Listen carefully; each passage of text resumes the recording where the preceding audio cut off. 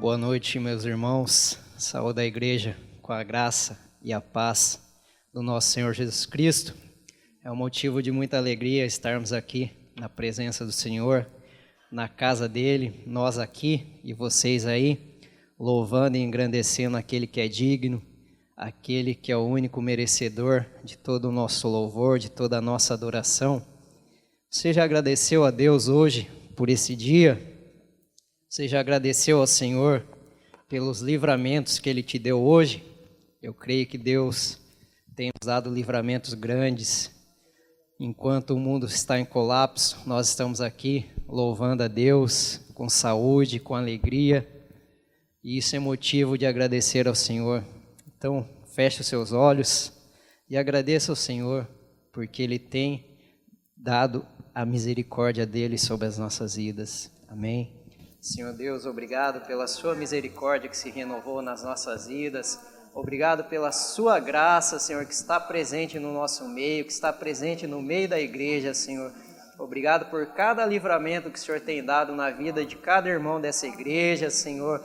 Que cada um esteja com saúde, que cada um esteja na paz e no deleite do Senhor. Obrigado, Senhor, pela vida de cada um que está assistindo esse culto, pela vida de cada um que está aqui também, Senhor, a fim de fazer, Senhor, um louvor digno ao Senhor, um louvor que suba como aroma suave às tuas narinas, Senhor. Abençoa a vida de cada um que está aqui, Senhor, abençoa a vida de cada um que está aí na sua casa assistindo, Senhor, e que o Senhor possa entrar em cada lar, que o Espírito Santo habite em cada lar, Senhor, tudo para a honra e para a glória do teu santo nome, Senhor, em nome do Senhor Jesus é que nós louvamos e te agradecemos, Senhor, amém. Irmãos, nós estamos aqui somente para adorar ao Senhor, somente para louvá-lo e engrandecê-lo, e é isso que nós vamos fazer junto. Adore ao Senhor conosco, louve ao Senhor conosco, porque Ele é digno de toda a honra e toda a glória.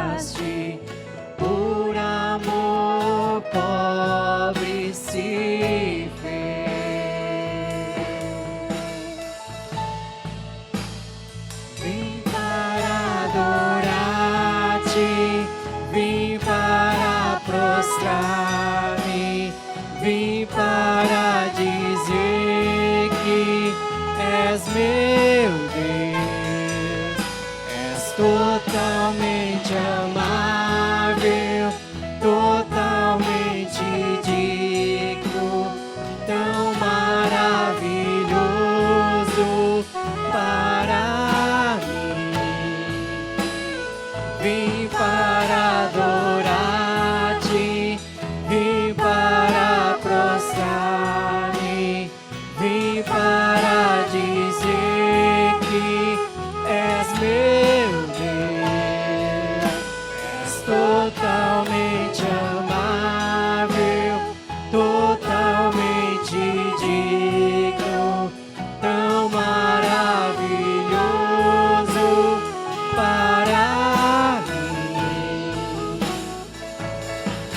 eu nunca saberei o preço dos meus pecados lá na cruz. Eu nunca saberei o preço dos meus pecados lá na cruz. Vim para adorar-te, vim para prostrar-me, vim para dizer que és meu Deus, és totalmente amável, totalmente digno, tão maravilhoso para mim. Viemos aqui para te adorar, Senhor, para prestar o nosso louvor, para prestar a nossa adoração a Ti, Senhor. Jamais saberemos o preço que foi pago naquela cruz pelos nossos pecados, pelos nossos erros, mas o Senhor tem misericórdia das nossas vidas, o Senhor tem nos livrado de todo o mal, e é por isso que nós te louvamos, é por isso que nós te adoramos, porque somente o Senhor é digno e maravilhoso. Obrigado, Senhor, obrigado por tudo. Amém. O Senhor é digno, o Senhor é maravilhoso, o Senhor é misericordioso e bondoso para com as nossas vidas. E se não fosse os cravos naquela cruz, nós não estaríamos aqui hoje e você não estaria aí na sua casa louvando ao Senhor, porque graças ao sacrifício perfeito naquela cruz é que nós estamos aqui. Graças à misericórdia do Senhor, que doou, que entregou o seu Filho naquela cruz por nós. Não foi pela culpa de Jesus, foi pela minha culpa, pela sua culpa que Jesus morreu. Então nós temos que agradecer àquele que é digno, ao Cordeiro Santo que foi morto naquela cruz pelos nossos pecados. Obrigado, Senhor, obrigado.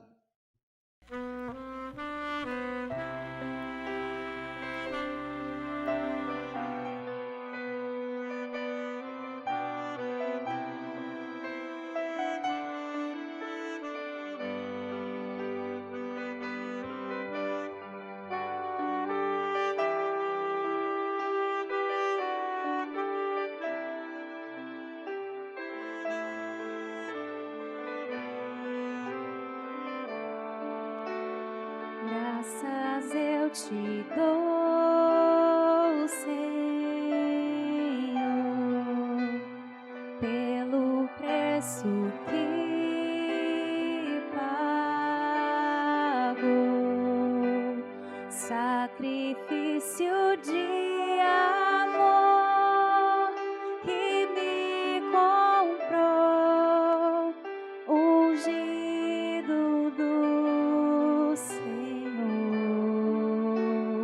pelos cravos em tuas mãos. Graças eu te dou, ó meu Senhor, lavou minha mente e coração, me deu perdão, restaurou minha comunhão.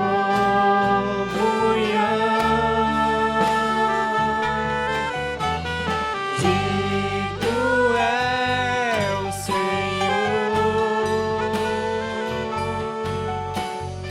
sobre o trono está.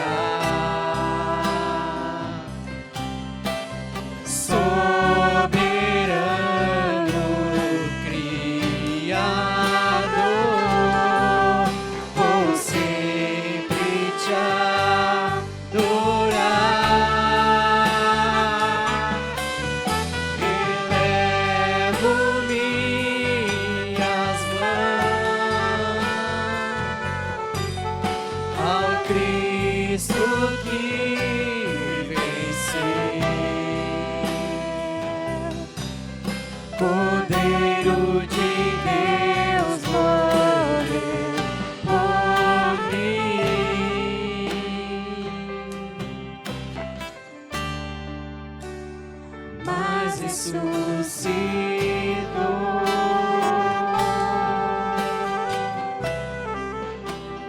Digno é o Senhor,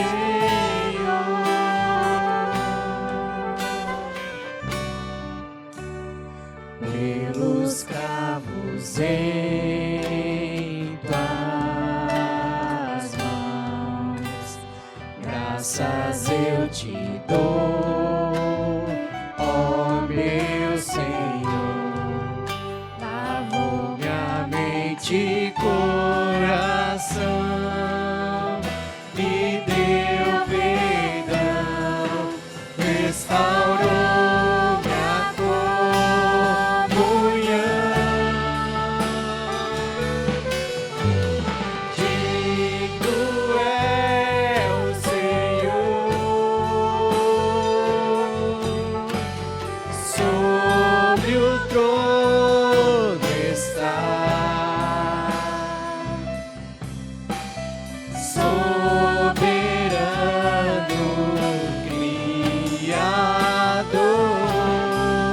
vou sempre te adorar.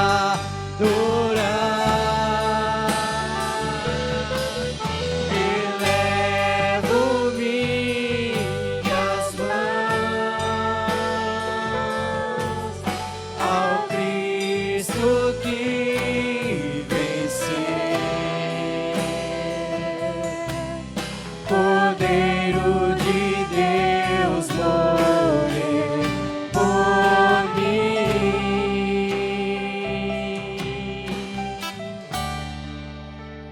mas ressuscitou.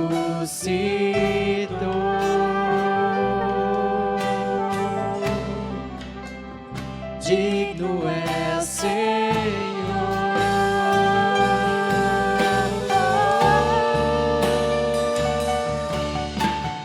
digno é o Senhor, sobre o trono está, soberano Criador, vou sempre te adorar.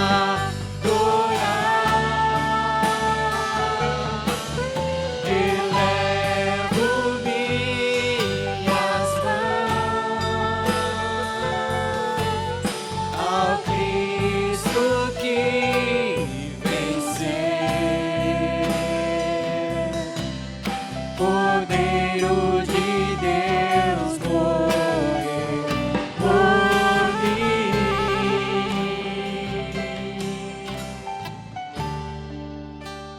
mas ressuscitou.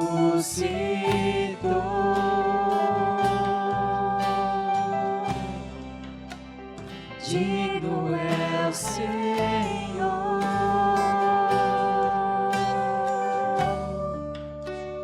mas ressuscitou.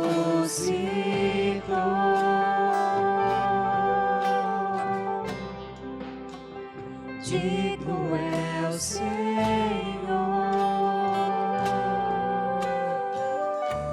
Aleluia. O Cordeiro que foi morto na cruz pelos meus, pelos seus pecados, ressuscitou e está vivo no nosso meio.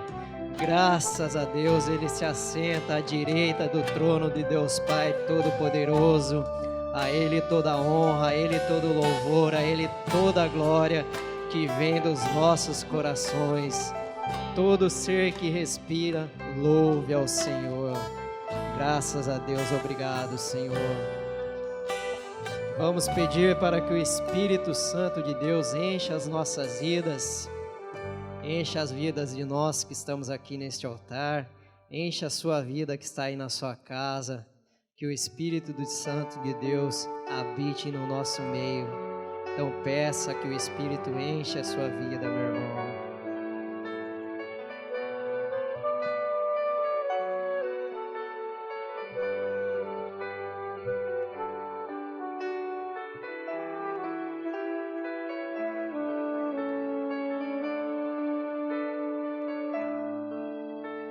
Espírito, enche a minha vida, enche-me do teu poder, pois de ti eu quero ser. Espírito, enche o meu ser. Espírito, enche a minha vida, enche-me do teu poder, pois de ti eu quero ser. Espírito, enche o meu ser. As minhas mãos eu quero levantar e em louvor te adorar. Meu coração eu quero derramar diante do teu altar. Espírito, enche a minha vida, enche-me do teu poder, pois de ti eu quero ser. Espírito, enche o meu ser. As minhas mãos eu quero levantar e em louvor te adorar.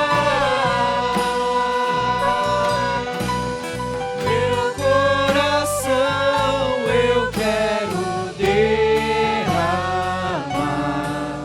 diante do teu altar. As minhas mãos eu quero levantar e em louvor te adorar. Meu coração eu quero derramar diante do teu altar.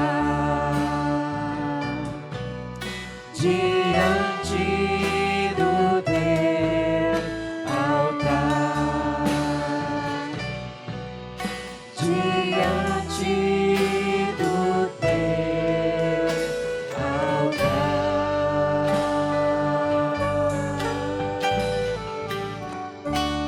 Obrigado, Senhor, por esses momentos de louvor e adoração na Tua presença, Senhor. Continua conosco na ministração da palavra, Senhor. Que tudo que foi feito aqui, que tudo que será falado ainda, seja para honrar e glorificar o Teu santo nome, Senhor. Continua conosco e a noite será de bênção, será de unção, Senhor. Muito obrigado por tudo que o Senhor tem feito e ainda fará, em nome de Jesus. Amém. Graça e paz, igreja. Vamos começar mais um momento da pregação da palavra de Deus. Primeiramente aos recados. Nessa quarta-feira, culto de oração às 8 horas. Sexta-feira, às 8 horas também temos o estudo bíblico. E retornamos às 19h30 no domingo com o culto de louvor e adoração. Agradecemos aos irmãos que têm se disposto a ajudar na limpeza da igreja, a todo o trabalho que tem sido feito para que os cultos voltem a serem realizados presencialmente. Continue contribuindo com a igreja em amor.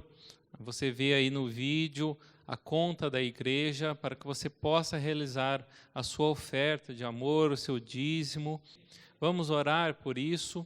Gostaria também de saudar e parabenizar nosso pastor Daniel. Nós estamos no segundo domingo do mês de junho, em que é comemorado o Dia do Pastor. Então, vou incluir nessa oração a saudação da nossa igreja, esse trabalho que o pastor tem realizado, tem ensino, esse trabalho junto às pessoas nesse tempo de pandemia, nesse tempo de quarentena, em que o pastor tem continuado o seu trabalho aqui na frente da igreja e tem levado a palavra de Deus até aí na sua casa. Então vamos orar. Pai, nós agradecemos a todos os irmãos que continuam contribuindo com a sua igreja, com a oferta de amor, com o seu dízimo, mantendo esse trabalho aberto, mantendo essas portas abertas, Pai. Nós agradecemos, Senhor, a todos aqueles que têm se disposto e ajudado, Pai. Nós pedimos e oramos também para aqueles que não têm conseguido, Senhor, realizar esses dízimos da mesma forma, que têm sofrido pelo desemprego, que têm sofrido por alterações do seu salário, Pai, que o Senhor possa ajudar e sustentar essas famílias, aquelas suas famílias que estão passando necessidades, ó Pai. Nós clamamos a Ti que a Sua mão esteja sobre essas vidas, ó Pai, que o Senhor possa abrir as portas do emprego, Senhor, para essas casas e contribuir, que elas possam contribuir em amor, ó Pai. Em nome de Jesus, nós oramos também pela vida do pastor Daniel, Pai, que está à frente desse trabalho, Senhor, que continua durante esse período, Senhor, ensinando a palavra de Deus, pregando o Evangelho de Cristo Jesus e levando a palavra de salvação a todas essas casas, dessas pessoas que estão assistindo pelo vídeo às pregações, ó Pai. Abençoe a vida do seu servo e da sua família, que a sua mão, a sua graça continue sobre os seus trabalhos, sustentando a sua vida, lhe dando saúde e lhe dando paz, ó Pai. Nós agradecemos em nome de Jesus. Amém. Irmãos, convido você a abrir a sua palavra, a sua Bíblia, no Salmo número 73. Nós realizaremos a leitura do Salmo número 73. Diz assim a palavra do Senhor: Certamente Deus é bom para Israel, para os que têm coração limpo. Quanto a mim, meus pés quase tropeçaram, faltou pouco para que eu escorregasse. Pois eu tinha inveja dos arrogantes ao ver a prosperidade dos ímpios. Eles não têm problemas, o corpo deles é forte e sadio, não passam pelas tribulações dos mortais, nem são afligidos como os demais homens. Por isso, a soberba é para eles como um colar no pescoço, a violência os cobre como um vestido. Os olhos deles cobiçam as riquezas, do seu coração brotam fantasias. Zombam e falam com malícia, com arrogância fazem ameaças, desandam a falar contra os céus e a sua língua percorre a terra. Por isso o povo se volta para eles e bebe à vontade de suas águas. Eles dizem: como Deus sabe? Por acaso o Altíssimo tem conhecimento? Os ímpios são assim, sempre seguros, aumentam suas riquezas. Por certo, é em vão que tenho mantido puro o coração e lavado as mãos na inocência. Pois todo dia tenho sido afligido e castigado a cada manhã. Se eu tivesse dito, falarei como eles, eu teria traído a geração dos teus filhos. Quando me esforçava para compreender isso, achei que era uma tarefa muito difícil para mim. Até que entrei no santuário de Deus, então compreendi o destino deles. Certamente tu os pões em lugares escorregadios e os fazes cair em ruína. Como são destruídos de repente, ficam totalmente aterrorizados. Como alguém que acorda de um sonho, assim, ó Senhor, quando acordares, tu os desprezarás. Quando o meu coração estava amargurado e no meu interior me perturbava, eu estava embrutecido e ignorante, era como um animal perante ti. Todavia estou sempre contigo, tu me seguras com a mão direita. Tu me guias com o teu conselho e depois me recebes com honra. Quem mais eu tenho no céu, senão a ti? E na terra não desejo outra coisa além de ti. Meu corpo e meu coração desfalecem, mas Deus é a fortaleza da minha vida e minha herança para sempre. Os que se afastam de ti perecerão, tu exterminarás todos os que se desviam de ti. Mas para mim, bom é estar junto a Deus. Ponho minha confiança no Senhor Deus para proclamar todas as suas obras. Amém? Nós te agradecemos, a Deus, por a tua palavra, que é eterna e continua para sempre. Amém. Irmãos, pregar nesse momento é uma alegria para mim, sempre é uma alegria pregar a igreja, mas esse é um momento diferente. Pregar sem os irmãos aqui, sem a presença de todos vocês aqui na igreja, é muito diferente. E me faz lembrar do apóstolo Paulo, que também viveu momentos em que ele estava afastado da sua igreja. A igreja em que ele trabalhava, as igrejas em que ele ajudava e contribuía para abrir essas portas, em que ele evangelizava as pessoas, contribuía com ensinos, com meditações, e por vezes ele era afastado dessas igrejas. Muitas dessas vezes eram por causa das prisões. Mas o apóstolo Paulo, ele dá uma grande lição, porque ele tem coragem. Nesses momentos em que ele está preso, ele escreve cartas mostrando o seu amor para a igreja, mostrando a saudade que ele tem para com os irmãos, mas ele afirma, principalmente em Filipenses, que o que acontecer, se o destino dele na prisão for a morte, assim ele aceita, mas que para ele seria bom permanecer nessa vida para continuar esse trabalho com as igrejas. Então, uma grande lição de coragem, ele aceita as tribulações, as crises que estão, a ameaça de morte que está à sua porta, mas ele quer continuar aqui para trabalhar para o nosso Deus. Então, uma grande lição que o apóstolo Paulo nos dá nesse momento em que nós também estamos distantes da igreja. Nós que trabalhamos, que estamos pregando, estamos distantes de vocês. E o apóstolo Paulo usava as cartas, então, com os poucos recursos que dispunha para escrever essas palavras à igreja. E ele falava de coração e não deixava de ensinar, de, às vezes, até fazer críticas e ser duro com as pessoas que estavam frequentando a igreja. Então, ele podia ser duro mesmo nessas cartas, mesmo distante, porque essa dureza era para corrigir, para ensinar.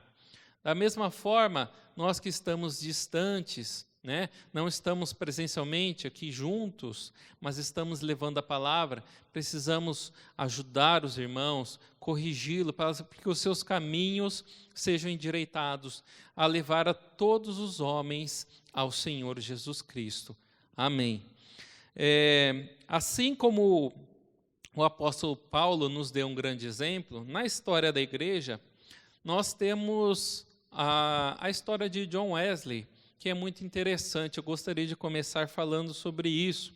John Wesley, que foi um dos grandes pregadores da história da igreja, e que ele, quando lemos a sua biografia, nós vemos como ele, aos 5 anos de idade, escapou por um fio. Ele foi o último a ser resgatado de um incêndio na sua casa.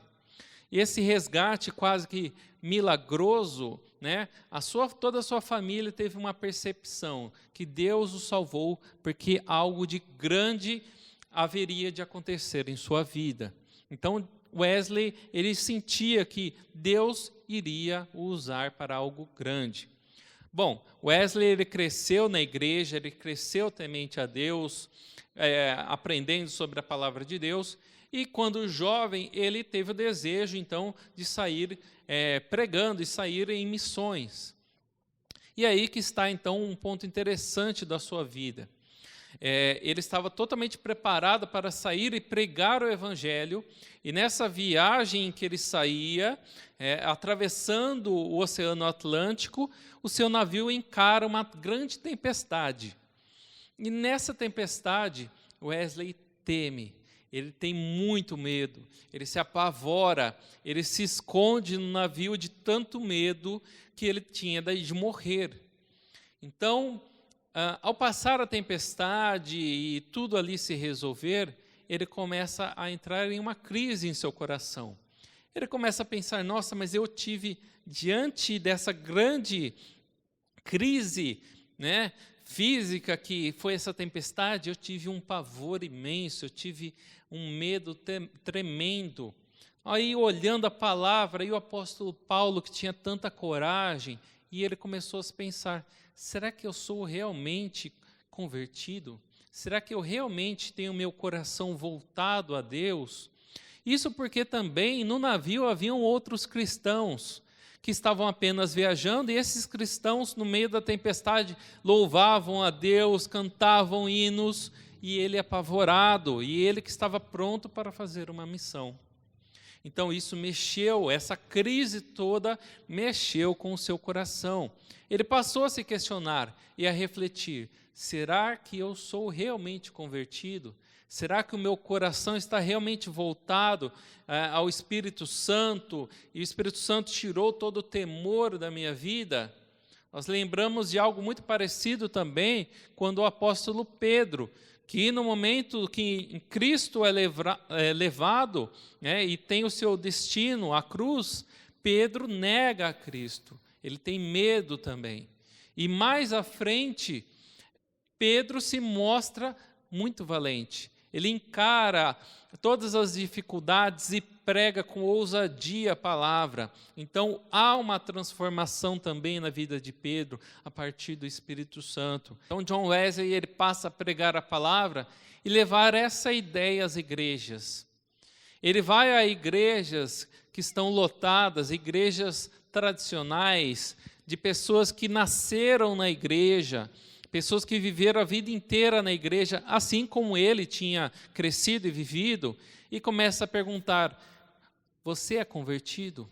Será que você é realmente convertido? Será que você já passou por uma experiência de transformação real na sua vida e entregou realmente o seu coração a Cristo? Alguns resultados dessas suas pregações, então, algumas igrejas o expulsavam. Algumas igrejas rejeitavam essa palavra. Quem é esse que vem aí e começa a bravejar contra nós, falando que nós, questionando se nós somos realmente convertidos, se somos realmente cristãos? E o expulsavam. Mas outros aceitavam, outros faziam essa reflexão em suas vidas e passaram a refletir sobre as suas ações, sobre o seu coração.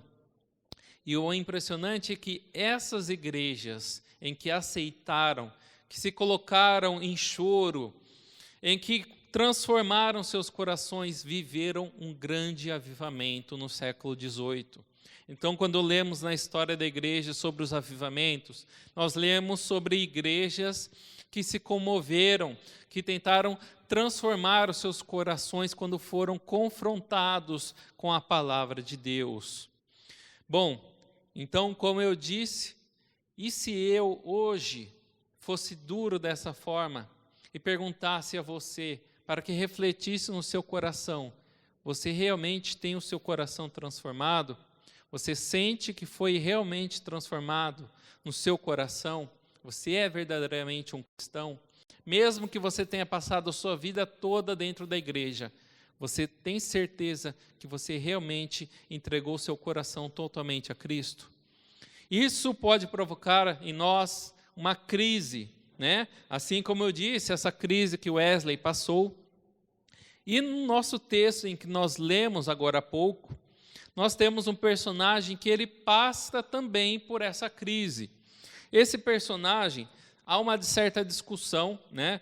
A maioria dos teólogos atribuem esse Salmo 73 a Asaf, que era um dos levitas, músicos que serviam a Davi, né?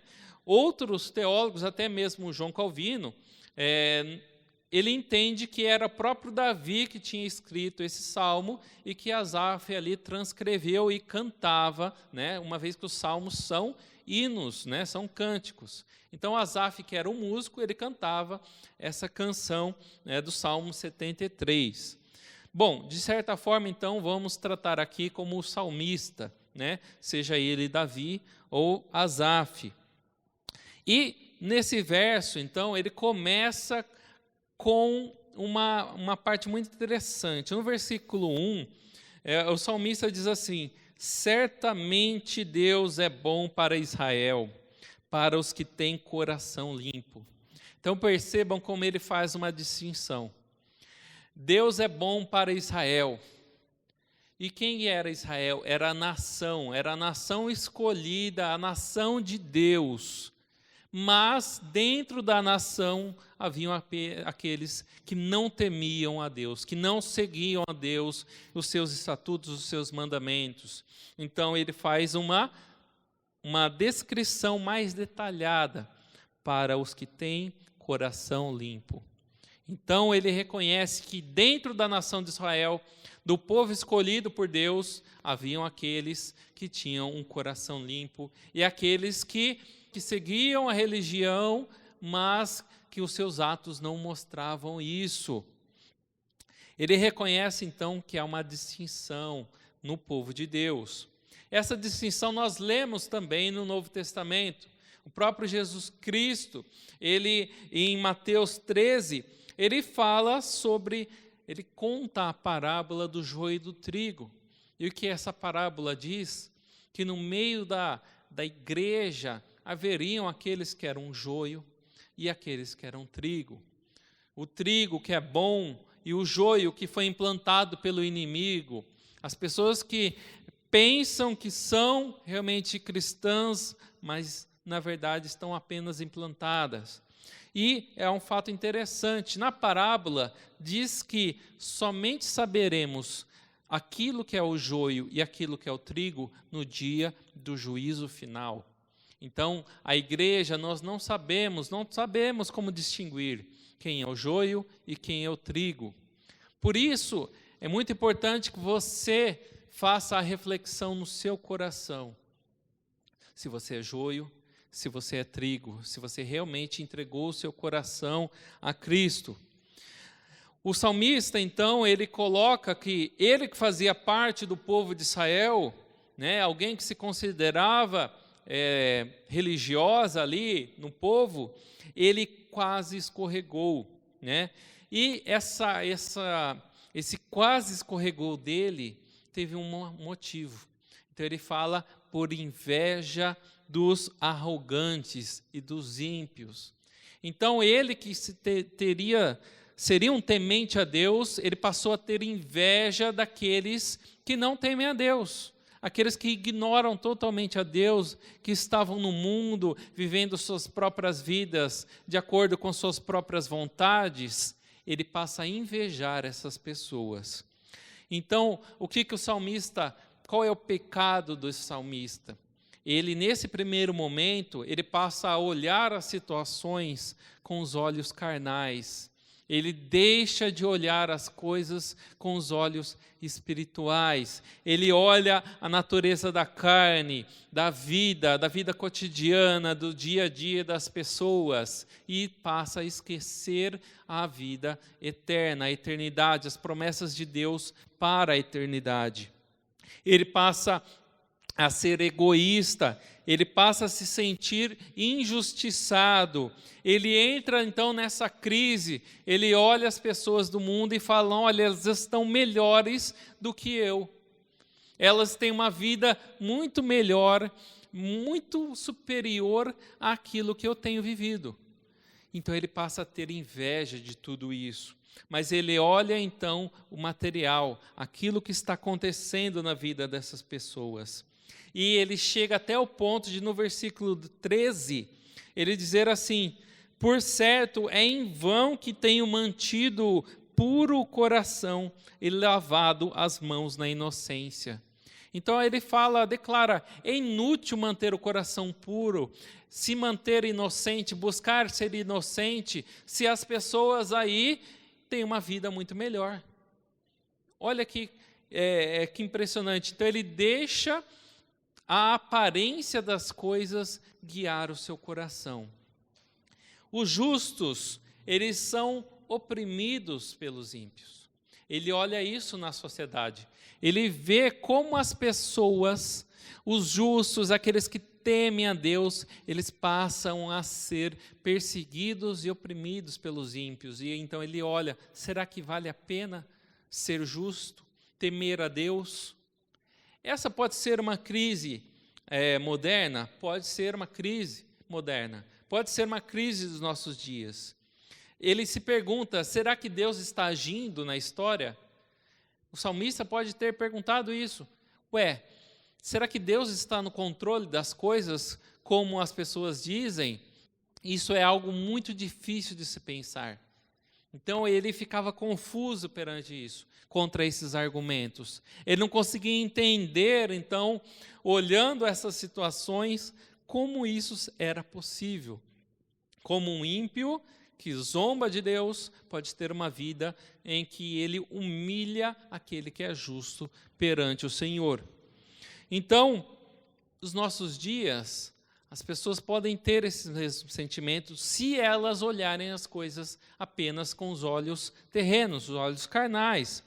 Nós vemos tantas injustiças ao nosso redor, principalmente nesses tempos de quarentena ainda, as injustiças se aumentando na sociedade.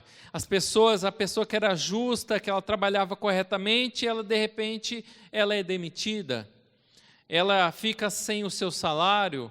E isso nós vemos ali, então olhamos as pessoas ali, uns ímpios que são ricos e que estão esbanjando dinheiro à toa. Então nós vemos isso na TV, os grandes milionários comprando seus carros e as pessoas sofrendo sem o salário, sofrendo com a fome, porque elas não podem sair de casa para trabalhar.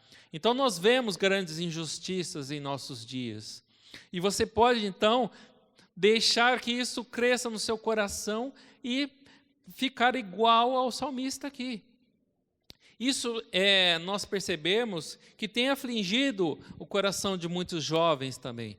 Muitos jovens têm se desviado da palavra do Senhor porque têm olhado as coisas pelos olhos terrenos, olhado essas situações, essas injustiças e perguntado assim como o salmista, onde está Deus? Onde está Deus nessa sociedade? E as pessoas sofrendo enquanto outros esbanjam. Onde está Deus? Essa é uma pergunta que tem entrado no coração das pessoas, que tem entrado no coração de jovens e afastado esses jovens da palavra de Deus, das igrejas, do coração diante de Deus. Mas isso, então, é um grande engano.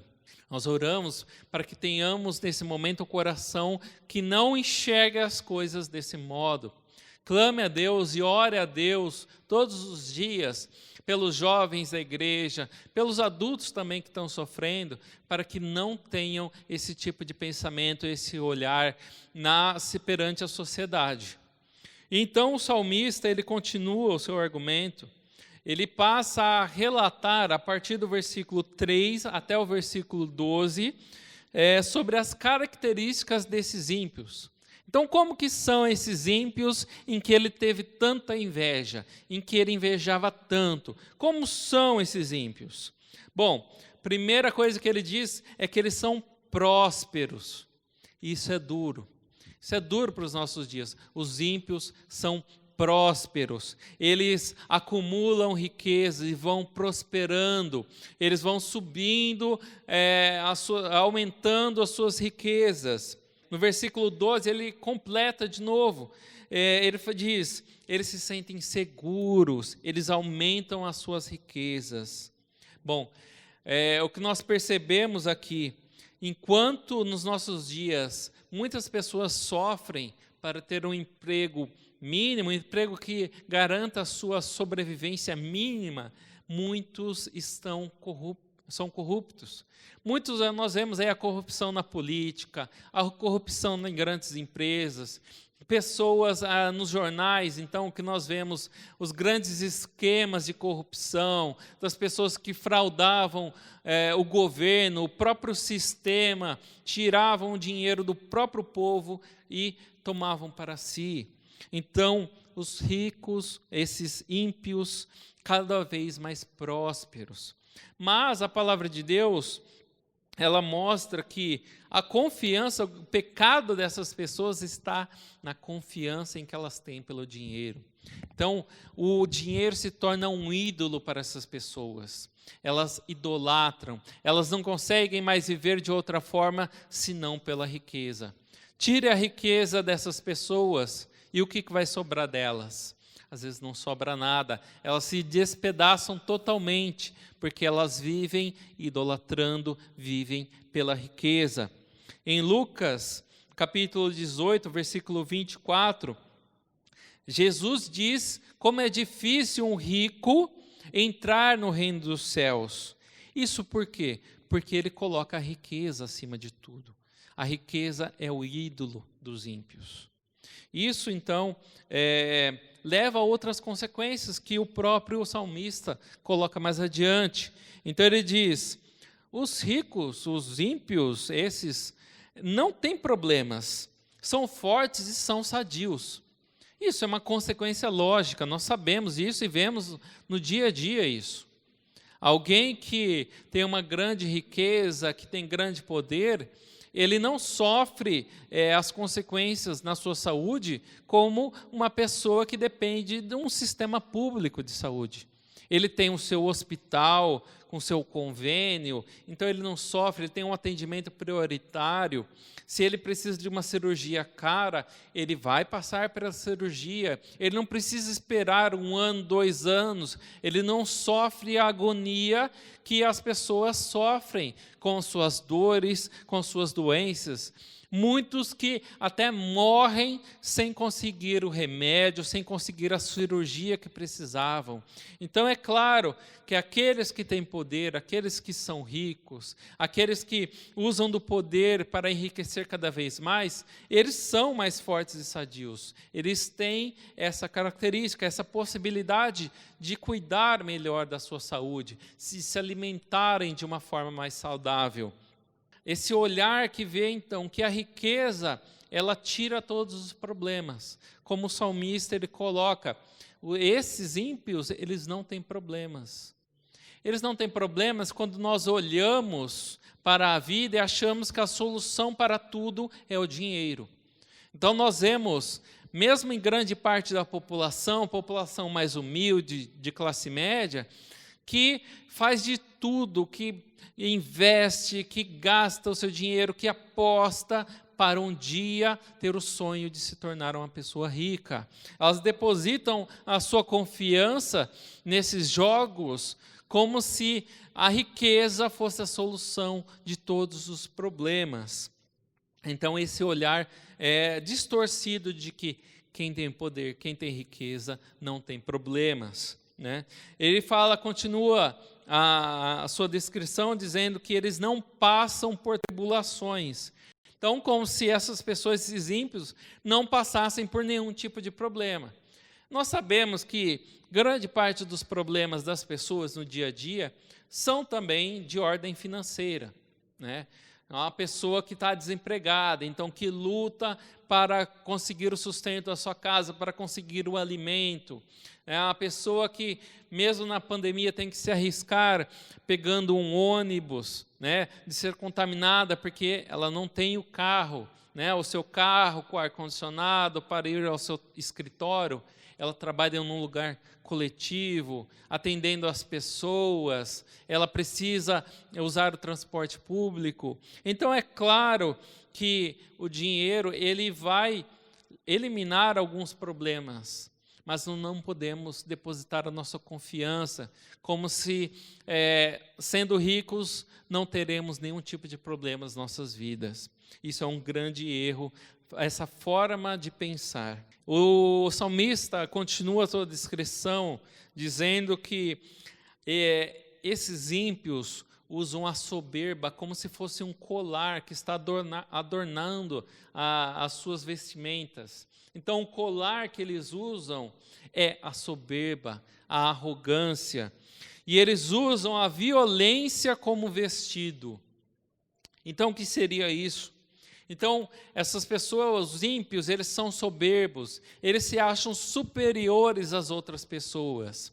Eles acham que pela sua posição social, pelo poder que elas têm, pelo tipo de trabalho que elas exercem, função social, elas são superiores aos outros. Então, elas são soberbas.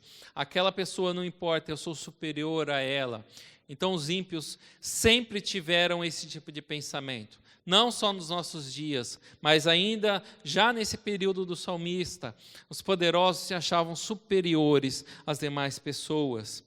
Eles usam esse adorno da soberba nos seus pescoços. E a violência como um vestido, por quê? Porque tente desafiar alguém que seja poderoso. Tente desafiar alguém que está agindo dessa forma, né? Denunciando os seus esquemas, todas as suas organizações corruptas, em que ela adquire mais poder. Tenta desafiar isso, e você vai ver como eles são rápidos para usar de violência contra aqueles que os desafiam. Então, o ímpio, o poderoso, ele não pensa duas vezes antes de usar a violência como um vestido. Nós temos uma orientação contrária a essa ideia na palavra de Deus. Nós lemos em Filipenses, por exemplo, que Paulo orienta a igreja de Filipos a serem humildes e serem servos. Isso, então, é a visão contrária dessa visão que tem a soberba e a violência. Então, o contrário da soberba e a violência é ser humilde e se agir como um servo. Agir em prol das pessoas, ajudando as pessoas, sendo humilde, não se colocando como superior às outras pessoas, pelo seu dinheiro, pela sua posição. Então, ele coloca isso como se esse tipo de pensamento, a soberba, fosse a raiz dos problemas que aquela igreja poderia enfrentar. Então, Paulo está feliz com a igreja de Filipos, porque eles mantêm uma unidade. A igreja de Filipos era uma igreja que foi criada, então, que fica na Macedônia, Macedônia dos gregos. Os gregos eram rivais dos romanos. Os romanos conquistaram a Grécia nesse período. Então, os gregos deveriam odiar os romanos. Então, uma rivalidade histórica ali, que ela é dissipada pela união da igreja em Cristo. Em Cristo Jesus, a palavra de Deus ela é capaz e tem o poder de transformar a sociedade ali. Então, gregos, romanos trabalham juntos e cooperam em amor diante de Deus. Ajudam e contribuem a igreja a crescer. Por quê? Eles se colocam como humildes, como servos uns dos outros. A imagem é o exemplo de Cristo. O salmista continua dizendo que os ímpios são cobiçadores, são fantasiosos. Nós percebemos isso claramente nos nossos dias. Quem tem poder sempre quer mais poder e sempre está fantasiando, sempre está querendo elaborar coisas novas de como gastar, de como usar esse poder. Sempre estão infringindo a ética social para o seu próprio benefício. Eles não se importam mais com os rigores da ética e dos valores. Assim, então, ele continua descrevendo, falando que eles são zombadores, que eles são maliciosos, arrogantes, ameaçadores. Então, essas características, eles zombam das pessoas, eles são maliciosos, eles têm pensamentos maliciosos, eles não ligam, então, para o que é certo, o que é errado, o que é ético, o que não é ético. Eles têm poder para fazer aquilo que eles quiserem. Nós vemos isso nos nossos dias. Tantos vídeos aí de pessoas poderosas que têm cargos altos, que acham que podem fazer tudo o que eles querem, porque têm poder, porque têm dinheiro. Eles ameaçam a justiça, ameaçam a polícia, ameaçam a qualquer um que seja uma posição inferior a deles na sociedade. Eles zombam da lei, zombam das pessoas, eles têm pensamentos pecaminosos, maliciosos, eles são arrogantes uns com os outros e ameaçam as pessoas que os desafiam. Tudo isso que eles fazem, se eles fazem com as pessoas que estão ao redor, eles também fazem com o próprio Deus. E o salmista aqui descreve, então, como eles zombam do próprio Deus, falam contra os céus, e a sua língua percorre a terra. O povo se volta para eles. Eles dizem, será que Deus sabe? Será que Deus tem poder para ver isso que nós estamos fazendo? Eles negam que Deus tem um controle, que Deus está a par de tudo o que eles fazem e falam. E essa zombaria que eles fazem contra Deus, as pessoas admiram, as pessoas seguem, eles têm influência. As pessoas, por invejar esses ímpios, por invejar esse poder, elas estão seguindo. Isso nos nossos dias se tornou uma coisa imensa. Nós vemos a quantidade de pessoas nas redes sociais, os influenciadores, as pessoas que nem não têm um pingo de ética, que elas quebram todos os valores da sociedade, que uma vez foi uma sociedade com valores cristãos. Eles negam todos esses valores e as pessoas admiram, as pessoas seguem eles, as pessoas querem os imitar. Imitar desde coisas simples como usar as suas roupas, falar as mesmas palavras que eles dizem e até imitar a sua total aparência. Nós vemos aí casos absurdos de pessoas que fazem cirurgias, uma quantidade enorme de cirurgias plásticas para se parecerem com outras pessoas, porque elas querem imitar essas pessoas, querem ser como elas. Essas pessoas, elas idolatram esses ímpios e querem ser como eles. A palavra também diz e mostra em vários casos, como esses ímpios, eles odeiam a Deus. E por que eles odeiam a Deus? De onde é a origem desse ódio? Eles odeiam a Deus porque a sua palavra aponta para o seu pecado. A sua palavra demonstra que as suas atitudes são erradas. Um grande exemplo disso é João Batista, que desafiou Herodes. João Batista, ele apontou os pecados do próprio rei, do próprio governante Herodes, que estava ali tendo uma relação que era pecaminosa, uma relação que Deus não aprovaria. E João Batista aponta e fala, isso é pecado, isso tem um preço. Percebam como isso é comprovado na história de João Batista. Herodes, ele se enfurece, ele elabora planos, ele coloca João Batista na cadeia e ele mata João Batista.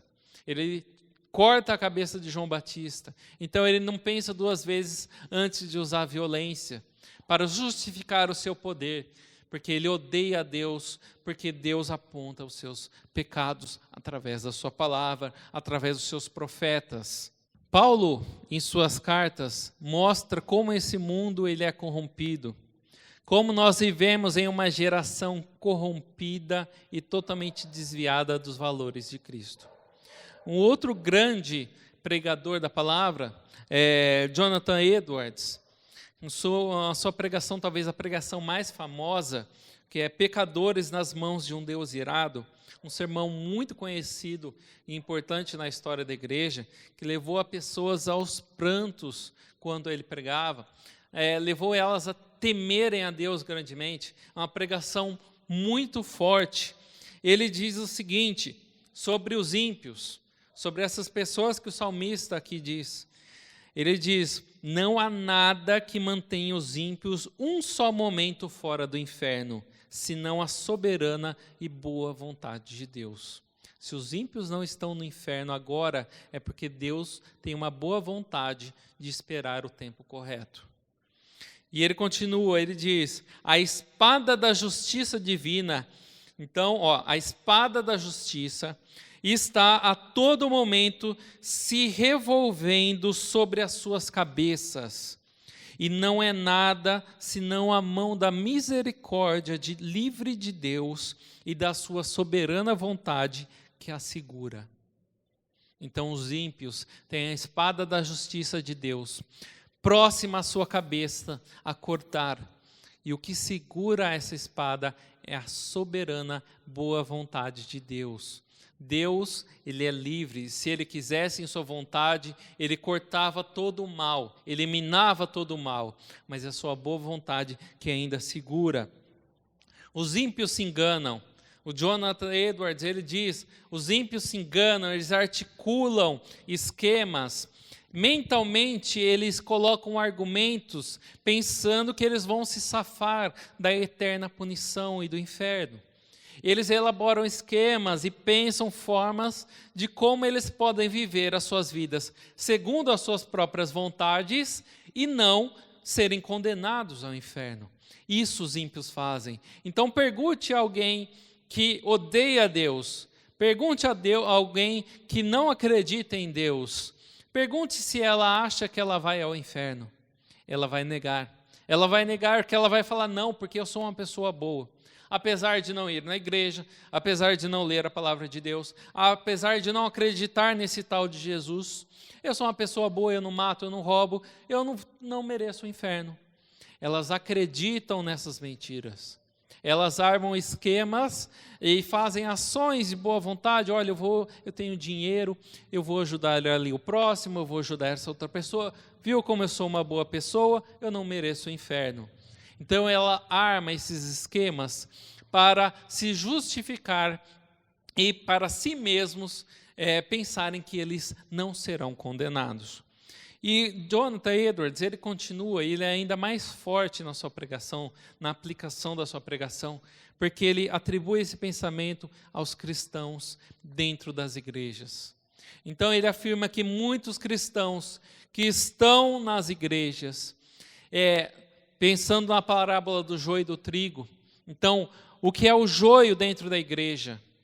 Ele está indo ao inferno, armando os mesmos esquemas que os ímpios armam, elaborando pensamentos em que eles acham que eles não serão condenados por Deus, mesmo rejeitando a palavra de Deus.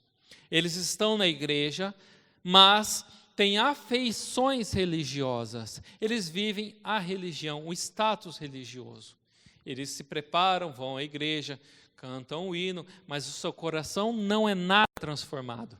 Eles não aceitam a palavra, eles não amam a Deus, não amam o próximo com a si mesmo. Eles são arrogantes, eles usam o seu dinheiro, o seu poder, da mesma forma em que os ímpios que são descritos aqui pelo salmista. Então, para esses, Jonathan Edwards afirma, da mesma forma que os ímpios armam esquemas, esses falsos cristãos estão dentro das igrejas, se auto-justificando, fazendo as coisas pelas suas próprias forças, achando que não vão ao inferno, se negando a essa ideia. E por quê? Porque o seu coração está frio, está como uma pedra, né? A palavra nos diz em João, capítulo 15, que Cristo é a videira, nós somos os ramos, né? Que estamos enxertados em Cristo. E enxertados em Cristo, nós devemos dar fruto. Nós mostramos o fruto do Espírito, o amor, a paciência, a bondade, a benignidade. E aquele que não dá frutos, ele será cortado da videira. Ele será lançado fora e queimado. Então a própria palavra diz que aquele que mesmo que pareça que está enxertado na videira de Cristo, se ele não der frutos, ele será cortado. O salmista, ele conclui o seu capítulo, a parte final, depois de mostrar que ele quase se perdeu, que ele inveja os ímpios e descrever todas as características dos ímpios, que ele conseguiu se reconciliar com Deus. E como ocorreu essa reconciliação com Deus? Ele diz, até que entrei no santuário de Deus. Até que ele foi confrontado, então, pela palavra de Deus, e através desse confronto que ele entrou no santuário. E o que está no santuário, senão a presença do próprio Deus, do Espírito Santo, da sua palavra, que nos confronta, que nos mostra o pecado. O salmista é confrontado com seus pecados, e aí ele passa a enxergar de um modo diferente. Ele diz, certamente tu os pões em lugares escorregadios e os fazes cair em ruína. Então ele percebe que a justiça de Deus, ela é aplicada. Ele percebe que os ímpios, eles estão em um lugar alto na sociedade, mas é um lugar escorregadio, que eles mesmos vão escorregar e vão cair pelos seus próprios erros. Por se elevarem então acima nesses lugares, eles vão escorregar e cair. E quanto mais alto, o tombo é pior. E eles serão sim condenados. Então o salmista ele percebe aqui, quando ele é confrontado pela palavra, em que ele descreve como se ele tivesse acabado de acordar de um sonho. Com o coração, ele está com o coração amargurado, perturbado.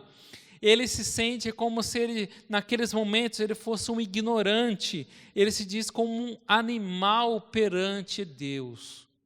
Tudo isso quando naquele momento em que ele está com os olhos tampados para enxergar as verdades da palavra. Então ele percebe a verdadeira justiça.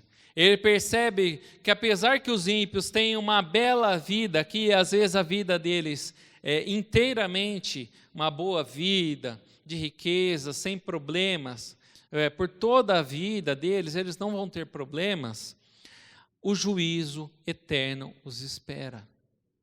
É naquele momento, então, no momento do juízo, em que Cristo julgará a todos, em que Cristo, sim, o Cristo do amor, mas é o Cristo do juízo, ele julgará a todos e ele irá condenar, então, os ímpios. Então, por mais que eles tenham toda a sua vida, de que eles se enganam, eles serão, sim, condenados. E o salmista percebe também que aqueles que forem justos, aqueles que forem tementes à palavra de Deus, mesmo que sofram por toda a sua vida, mesmo que sejam injuriados pelos ímpios, mesmo que sejam humilhados por toda a vida, que sofram, e que apanhem, que passam sofrimentos físicos, o seu galardão está reservado para toda a eternidade.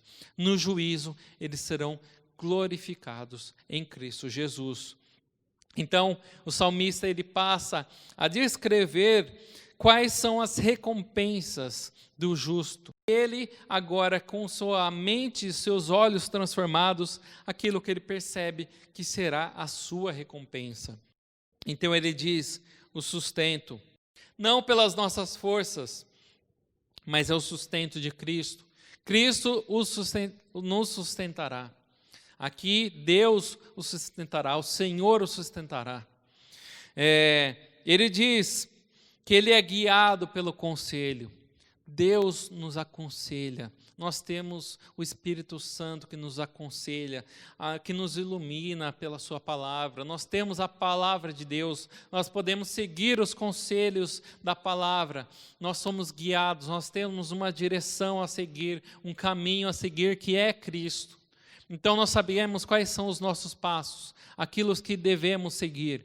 E esse caminho está aqui na palavra de Deus.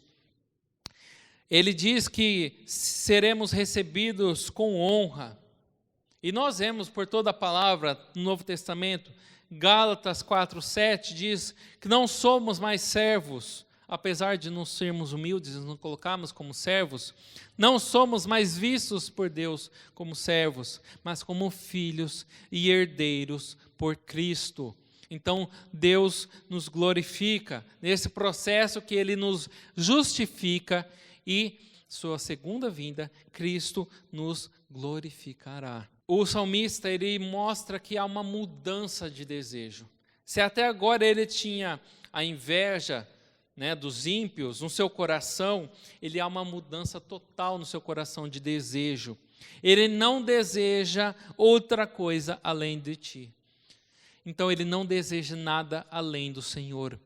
Então, se você reflete no seu coração, faça essa reflexão. Qual que é o seu desejo? O que mais você deseja no seu coração? O que você quer? Você quer as coisas dos ímpios? Ou você deseja, acima de tudo, a Deus? O que desejamos? Deus é nossa fortaleza. Mas para mim, bom é estar junto a Deus. Ponho minha confiança no Senhor Deus para proclamar todas as suas obras. Então o que acontece? Quando a pessoa ela é realmente transformada, ela entrega o seu coração verdadeiramente, né? Ela está na igreja, entrega o seu coração, a sua vontade é se achegar mais a Deus e a trabalhar na sua obra. Ele diz a proclamar todas as suas obras. Então você trabalha, você tem uma fé, as boas obras nós sabemos que não são as boas obras que nos salvam, mas as boas obras, elas são uma consequência desse amor. Então, se você está na igreja, você tem o seu coração transformado, você confia e deseja a Deus, você quer praticar essas obras, você quer pregar a palavra, você quer contribuir para que a igreja cresça, porque a igreja vai levar a palavra de Deus a outras pessoas. Então, você vem, você ajuda nas pequenas coisas da igreja, você faz tudo isso com amor, porque você deseja que o reino de Deus cresça e chegue a todas as pessoas. Você ama as pessoas e você quer que a palavra de Deus se achegue a elas. Então, essa transformação, o nosso desejo, ele é totalmente transformado.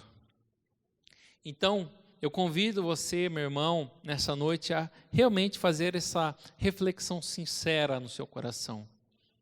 Eu falei lá no início, então, que eu ia desafiar você a, assim como John Wesley perguntava, será que você realmente é convertido? Então coloque isso no seu coração e se pergunte. Entre, se for preciso, nessa crise e reavalie os seus padrões, modo de pensar, modo de agir através da palavra. Reavalie tudo que você faz, tudo que você pensa, se você está realmente direcionado à palavra de Deus. Se você não entregou seu coração a Cristo, se você não pertence à igreja, você está assistindo ao vídeo e você sente o desejo, ore a Deus e entregue o seu coração a Jesus Cristo mediante a sua palavra. Agora, se você pertence a uma igreja, pertence a essa igreja e sente que o seu coração precisa de uma transformação, ore a Deus, peça perdão pelos seus pecados, peça a Deus que Ele dê um coração novo a você, que Ele regenere a sua vida, as suas ações, né? Que você repense o seu modo de agir. E é por isso, então, nós devemos ser luz, ser sal para esse mundo. Não devemos invejar os ímpios, mas devemos ser a luz que leva a palavra de Deus a toda a criatura. Assim como em Filipenses, Paulo diz que Cristo se humilhou quando veio na forma de homem. Ele que é Deus, não levou em consideração o fato de ser igual a Deus, mas se humilhou, se fez como um servo sofredor que morreu na cruz pelo pecado de todos. Deus que morreu, se entregou numa cruz pelos nossos pecados. Ele é que nós devemos ter como imitação. É a Cristo que devemos imitar e nos espelhar, e não aos ímpios. Então, coloque isso no seu coração. Ore a Deus para que Ele transforme a sua vida e os seus pensamentos, para que você queira e arda no desejo de ser um imitador de Cristo. Vamos orar. Meu Deus, nosso Pai, nosso Senhor Jesus Cristo, nós oramos aqui a todas essas vidas que estão assistindo ao nosso culto, que estão agora com seus corações ardentes pela sua palavra, Pai, que querem uma transformação genuína, uma transformação real mediante a sua verdade, a sua palavra. Eles não querem mais ser imitadores dos ímpios. Eles não querem armar esquemas em suas mentes para achar que estão salvos, mas agir conforme as pessoas agem no mundo, nesse mundo pecaminoso, Pai. Transforma os corações. É o Senhor quem tem o poder de transformar os corações. É o Senhor que nos dá as forças, Pai. Não somos guiados por nós mesmos, pelas nossas forças, mas é a Tua vontade, a Tua soberana e única vontade é que transforma as nossas vidas. Nós queremos entregar os nossos corações, e se há algum pecado, se o nosso olhar se desviar de Ti, Pai, nos chama, Senhor, nos chama para perto de Ti. Nós pedimos e clamamos pelo perdão dos nossos pecados, mediante a cruz de Cristo, a cruz e o seu sangue, o seu corpo que foi derramado pelos nossos pecados, Pai. Nós clamamos e entregamos as nossas vidas a Ti, como servos, nos humilhamos a Ti e queremos uma nova vida, uma verdadeira vida, sincera na Tua igreja e na Tua palavra, Pai. Nos acalma o coração e nos dá a certeza, a verdadeira certeza da salvação que a Tua palavra nos diz, quando entregamos verdadeiramente os nossos corações a Cristo, e não só por palavras, não só por religiosidade, entregamos nossas vidas a Ti, totalmente, Pai, em nome de Jesus. Amém, irmãos? Desejo a você uma boa semana e fique na paz do Senhor Jesus Cristo.